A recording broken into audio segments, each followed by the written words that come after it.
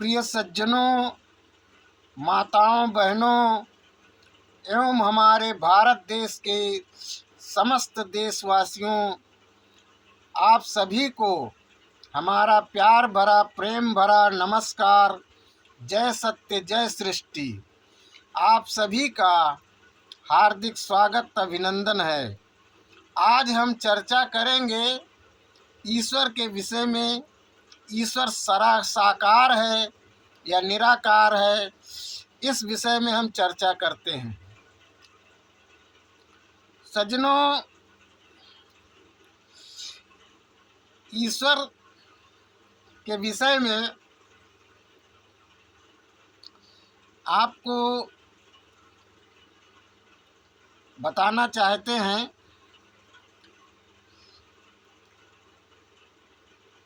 आज तक जितने भी अध्यात्मवादी महापुरुष हुए, अध्यात्मवादी लोग हुए, उन्होंने किसी न किसी रूप में ईश्वर के अस्तित्व को स्वीकार किया है।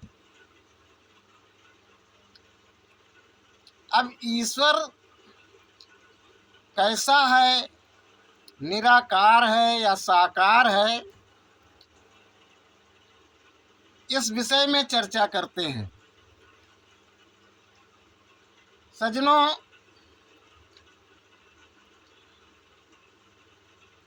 ईश्वर का साकार रूप जो है, पहले उस पर चर्चा कर लेते हैं।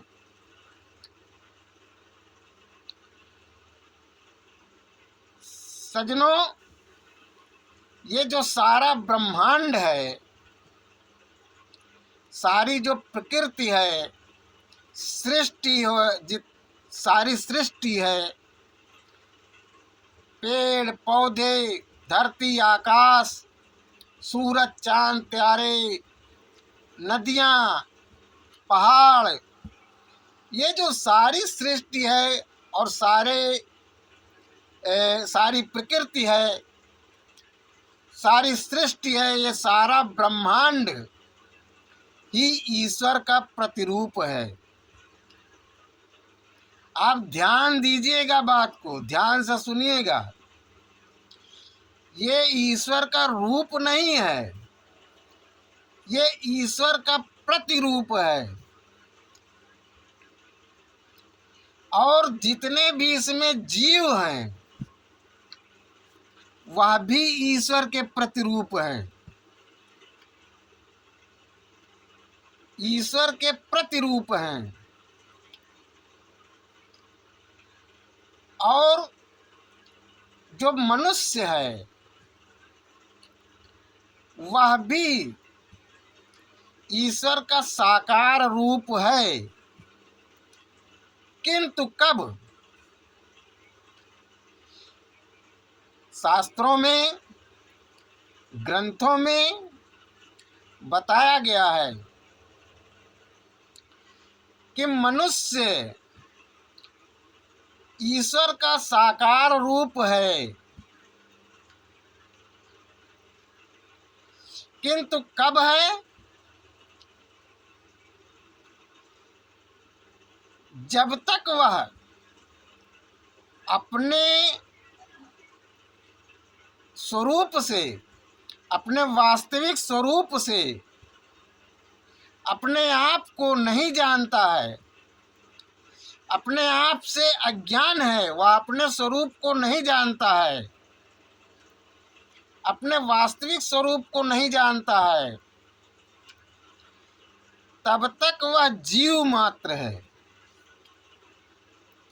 और जब वह अपने वास्तविक स्वरूप को, अपने आप को, अपने निजी स्वरूप को, जो उसका वास्तविक स्वरूप है, निराकार स्वरूप है, क्योंकि जो ईश्वर का निराकार रूप है, वही जीवों का भी है और वही मनुष्य का भी है वास्तविक स्वरूप। जब उस स्वरूप को जान लेता है, तो वह साकार रूप परमात्मा हो जाता है, ये स्वयं ईश्वर हो जाता है। तब तक भी वो ईश्वर नहीं होता है, लेकिन जब वह लोगों को बताने लगता है, लोगों को समझाने लगता है और लोगों को उसके विषय में उसकी बात समझ आती है, तब लोग उसी को भगवान कहने लगते हैं। तब उस व्यक्ति को, उस पुरुष को, वह चाहे महिला हो चाहे पुरुष हो, तब उसे लोग भगवान कहने लगते हैं। ये एक तरह का, यही एक समझ लीजिए कि एक उसका अवतार हो गया। क्योंकि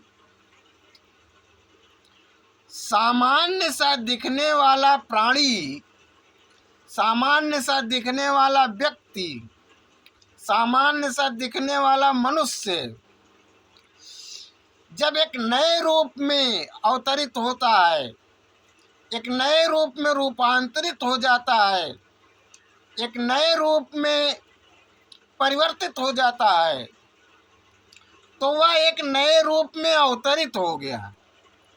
इसी को अवतार कहते हैं। यही वास्तव में अवतार है। इस आधार पर आप राम, कृष्ण, ब्रह्मा, विष्णु, महेश, गणेश इत्यादि सबको अवतार मान सकते हैं, लेकिन उनकी पूजा से आपको कुछ प्राप्त होने वाला नहीं है, उनकी पूजा से आपको कुछ मिलने वाला नहीं है, क्योंकि वो भूत हो गए, भूतकाल के हो गए। समय का डॉक्टर, समय का वैद्य और समय का महापुरुष ही काम आता है। अगर आपको डॉक्टर की आवश्यकता है तो जो समय पे उपलब्ध हो वही आपका इलाज कर सकेगा। इसलिए समय का डॉक्टर, समय का वैद्य और समय का महापुरुष ही काम आता है। हाँ, आप उन महापुरुषों से जो दिवंगत हुए हैं, जो वर्तमान में उपलब्ध नहीं हैं, उनसे आप प्रेरणा ले सकते हैं, सीख ले सकते हैं, लेकिन उनकी पूजा करने, उनकी अगरबत्ती जलाने से कोई लाभ मिलने वाला नहीं है।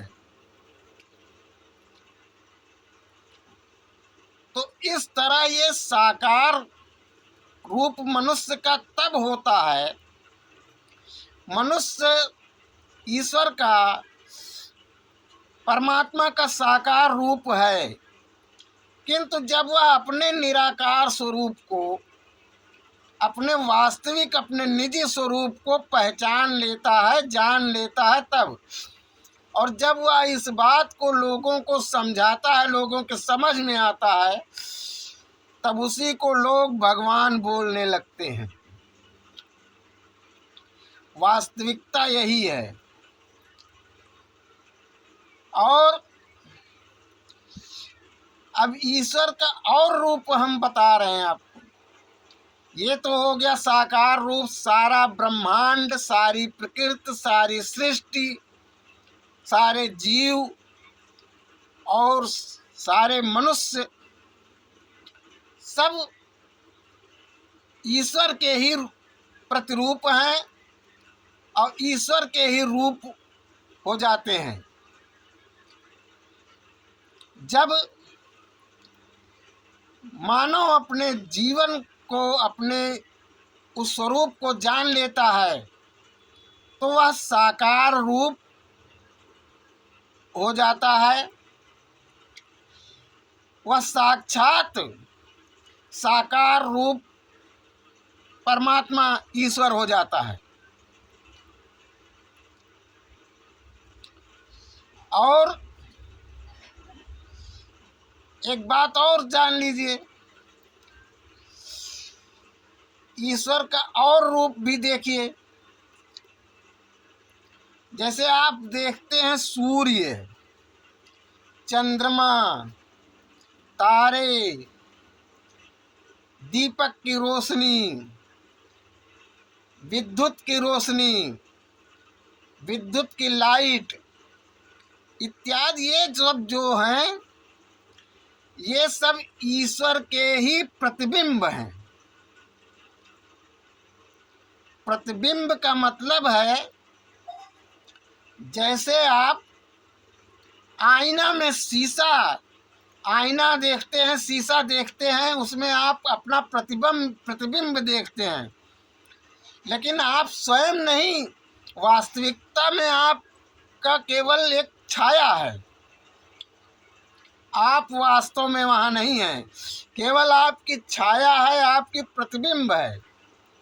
जिस प्रकार से चंद्रमा की कोई अपनी रोशनी नहीं होती, चंद्रमा का अपना कोई प्रकाश नहीं होता, वह सूर्य के प्रकाश से प्रकाशित होता है।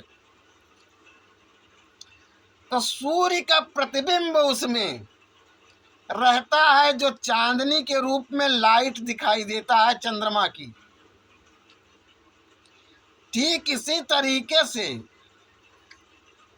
सूर्य और तारे, विद्युत की लाइट, दीपक की लाइट, ये सारी जो लाइटें हैं ये सब उसका प्रतिबिंब है, ईश्वर का, परमात्मा का प्रतिबिंब है। अब परमात्मा जो है वास्तव में जो निराकार स्वरूप, अब आ जाइए निराकार पर। निराकार स्वरूप जो परमात्मा है, जो परमात्मा निराकार है, वह निराकार होकर के भी उसे देखा जा सकता है ध्यान नेत्र के द्वारा। ध्यान का जो नेत्र है, ध्यान के माध्यम से, ध्यान के नेत्र के द्वारा उसे देखा जा सकता है, लेकिन उसको, उसके विराट रूप को देखा जा सकता है, उसे नहीं देखा जा सकता। जो परमात्मा है, जो ईश्वर है, वह दृष्टिगत नहीं हो सकता है, वह उसे देखा नहीं जा सकता है किसी भी नेत्र के द्वारा, ध्यान के नेत्र के द्वारा भी नहीं देखा जा सकता है। वह अनुभव गम्य है, उसे अनुभव किया जाता है, अनुभव किया जा सकता है।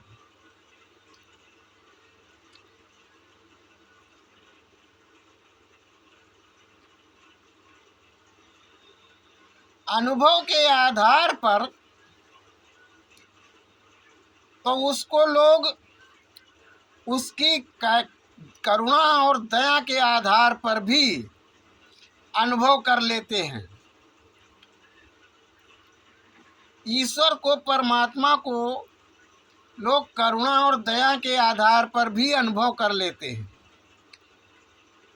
लेकिन जो उसका विराट रूप है वह ध्यान के द्वारा, ध्यान नेत्र के द्वारा, ध्यान दृष्टि के द्वारा, जो ध्यान की आंखें हैं उसके द्वारा उसके विराट रूप को देखा जा सकता है, और देखा जाता रहा है, और देखा जाता है। वह निराकार है, और निराकार होकर भी वह इस तरह का विचित्र प्रकाश है, इस तरह का विचित्र प्रकाश है, अखंड मंडलाकार दिव्य प्रकाश है। वह अखंड मंडलाकार दिव्य प्रकाश है, और ऐसा विचित्र प्रकाश है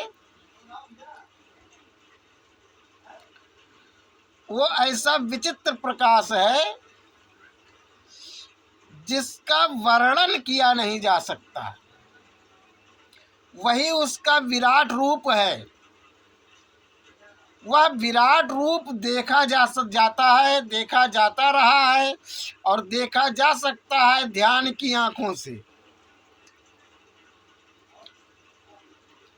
वह निराकार होकर भी अखंड मंडलाकार दिव्य प्रकाश और ऐसा विचित्र प्रकाश है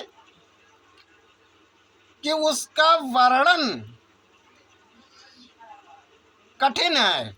उसका वर्णन बहुत कठिन है, अत्यंत कठिन है। उसका वर्णन हो ही नहीं सकता। उसका वर्णन नहीं हो सकता। वह अकथनीय है, कहने में नहीं आता। वह वर्णन में नहीं आता।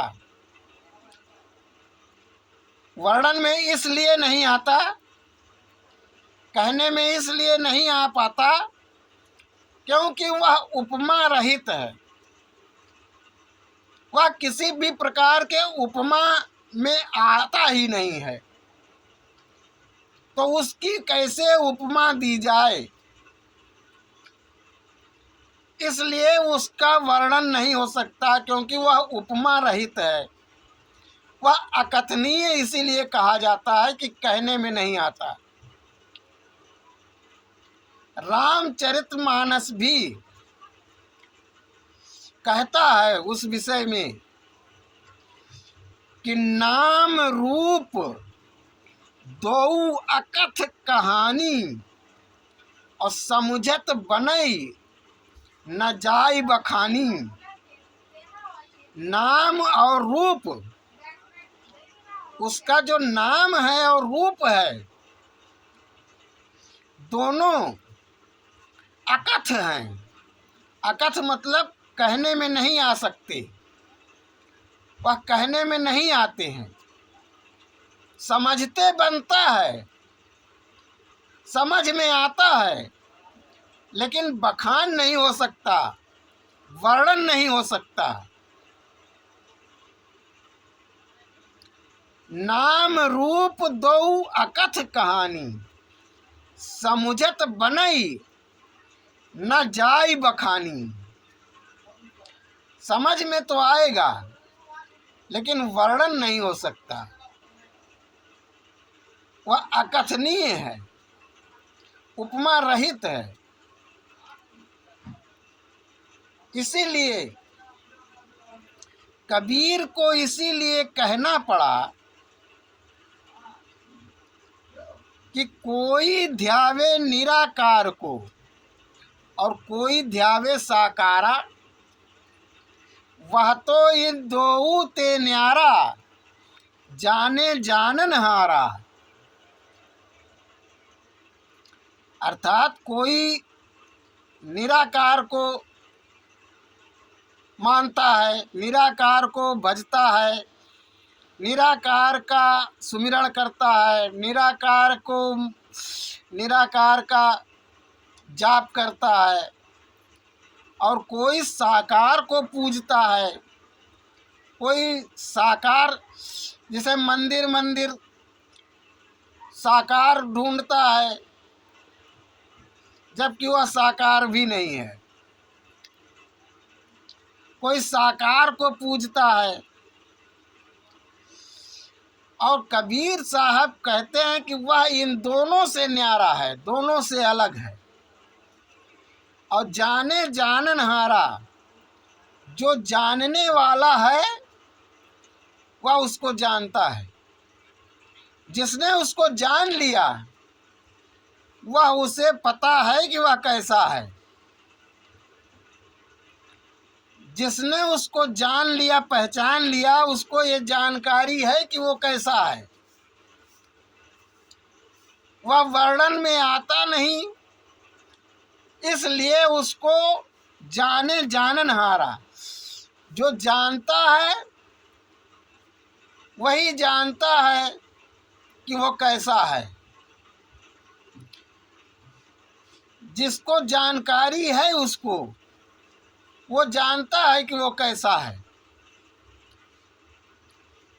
इसलिए वह दोनों से न्यारा बताया, दोनों से अलग बताया कबीर साहब ने। तो जो जानने वाला है, जो जिसे जानकारी है उसकी, उसे तो पता है कि वह कैसा है, उसे जानकारी है कि वह कैसा है। अब वो वर्णन नहीं कर सकता, वो कहे तो कैसे कहे।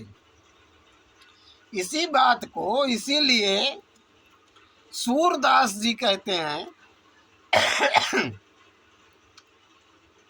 इसीलिए सूरदास जी कहते हैं, उनको कहना पड़ा। सूरदास जी कहते हैं कि अभिगत गति कछु कहत न आवे, अभिगत गति कछु कहत न आवे, ज्यों गूंगा मीठे फल का रस अंतर्गत ही भावे। अभिगत गति कछु कहत न आवे, ज्यों गूंगा मीठे फल का रस अंतर्गत ही भावे। अर्थात जैसे गूंगे को कोई फल दे दीजिए और वो खा ले फल, लेकिन उसका स्वाद वो वर्णन न कर पाए क्योंकि गूंगा है, वो कैसे वर्णन कर सकता है। भाई गूंगा आदमी कोई भी चीज खाएगा, मीठा फल दे दीजिए उसको खा ले, तो वह वर्णन नहीं कर सकता कैसा है, बता नहीं सकता कि मीठा है, क्योंकि गूंगा है। तो इसी प्रकार जो आंखें उस परम पिता परमेश्वर को देखती हैं, यानी ध्यान की आंखें, उन आंखों के पास जुबान नहीं है। जो आंखें देखती हैं उस परम पिता परमेश्वर को, ईश्वर को, परमात्मा को, उसके रूप को, उसके निराकार अखंड मंडलाकार दिव्य प्रकाशक रूप को, विचित्र प्रकाश के रूप को, वो आंखें के पास जुबान नहीं है, जीभ नहीं है, तो वह वर्णन कैसे करे। इसीलिए अभिगत गति कछु कहत न आवे, ज्यों गूंगा मीठे फल का रस अंतर्गत ही भावे। ठीक इसी प्रकार से उसका वर्णन नहीं हो सकता, उसका वर्णन कोई कर नहीं सकता है। इस प्रकार से वह अवर्णित है। अगर वर्णन में आता तब तो लोग कहते। अब वह विचित्र प्रकाश है, उसका सिर्फ दीदार किया जा सकता है, दर्शन किया जा सकता है ध्यान नेत्र के माध्यम से। इसके लिए तत्वदर्शी जो जानने वाला हो उसे, उसकी तलाश करनी पड़ती है। उसकी तलाश करके उससे विनम्रता पूर्वक उसे गुरु रूप में स्वीकार करके और उससे ये जानना होता है। इसके लिए भी परखने की आवश्यकता होती है। जब सच्चा तत्व, सच्चा ज्ञान मिले तभी आप गुरु से स्वीकार कीजिए। पहले जान लीजिए, लेकिन गुरु तब स्वीकार कीजिए जब वह आपको सही समझ में आए और आप ग्रंथों से भी उसका प्रमाण कर सकते हैं, शास्त्रों से, ग्रंथों से प्रमाण कर सकते हैं अपने आप की पुष्टि के लिए। जब आप पुष्टि हो जाएं तब आप उसे गुरु रूप में स्वीकार करें। तो इसलिए साकार और निराकार का जो रूप है वो हमने आप लोगों के समक्ष रखा। जो निराकार स्वरूप है, निराकार स्वरूप जो जिस विराट रूप का साक्षात्कार होता है ध्यान की आँखों से, ध्यान के नेत्रों से, उस विराट रूप, वही विराट रूप संतों ने, महात्माओं ने, बड़े बड़े जो हुए हैं संत, उन लोगों ने उस विराट रूप के ही दर्शन किए और उसी के विषय में ग्रंथों में, शास्त्रों में, पुराणों में और सभी आध्यात्मिक संतों ने उसी को बयान किया है, उसी का वर्णन किया है। गीता में भी अर्जुन को जब देते हैं ध्यान नेत्र का बोध कराते हैं, जब वह देखता है दिव्य प्रकाश को, उस अपने स्वरूप को, जो उसका स्वरूप है, मनुष्य का जो अपना स्वरूप है वही परमात्मा का स्वरूप है, वही ईश्वर का स्वरूप है। इसीलिए कहा गया कि नजरों से देख प्यारे क्या रूप है तुम्हारा, अपने को भूल तन में बाहर फिरे गंवारा। नजरों से देख प्यारे क्या रूप है तुम्हारा, अपने को भूल तन में बाहर फिरे गंवारा। तो जो ईश्वर का रूप है वही खुद का भी स्वरूप है। तो नजरों से देख प्यारे ईश्वर है पास तेरे, क्या ढूंढता है वन में तन में कभी न हेरे। मृगनाभि में सुगंधी सूंघे वो घास गंदी। जैसे मृग हिरन के नाभि में ही सुगंध होती है कस्तूरी की, लेकिन वो इधर उधर ढूंढता है सुगंध पाकर, ऐसे ही मनुष्य मृगनाभि में सुगंधी सूंघे वो घास गंदी। दुनिया सभी है अंधी समझे नहीं इशारे, नजरों से देख प्यारे ईश्वर है पास तेरे, क्या ढूंढता है वन में तन में कभी न हेरे। जो ईश्वर का स्वरूप है वही खुद का भी स्वरूप है, उसे जानने की जरूरत है, पहचानने की जरूरत है। जब अर्जुन को ध्यान नेत्र के द्वारा देखने को बताया, ध्यान नेत्र का बोध कराया कृष्ण ने, तो जब वह अपने स्वरूप को देखता है, ईश्वर के स्वरूप को देखता है, परमात्मा के स्वरूप को देखता है, तब कहता है कि दिव्य सूर्य सहस्त्रस्य भवेदुत्पद्धिता, यदि भासादृशी सा स्यात् भासतस्य महात्मना। हे कृष्ण, हे कृष्ण, मैं इतना प्रकाश देख रहा हूँ कि हजारों करोड़ों सूरज भी निकल आए तो वह प्रकाश नहीं कर सकते, वैसा प्रकाश नहीं कर सकते। तो साथियों, सज्जनों, इसी चीज का वर्णन सभी ग्रंथों में सभी आध्यात्मिक पुरुषों ने किया है। वही उसी को विराट रूप कहा गया है। वही कहा गया कि गीता में कि अर्जुन को कृष्ण ने अपना विराट रूप दिखाया, अर्जुन को अपना कृष्ण ने विराट रूप दिखाया। वही विराट रूप है जो कण कण में विद्यमान है, जो जर्रे जर्रे में है। कहने को तो लोग कह देते हैं कण कण में है, जर्रे जर्रे में है, लेकिन उसे जानिए तब समझ में आएगा कि कैसे है, कौन सा है।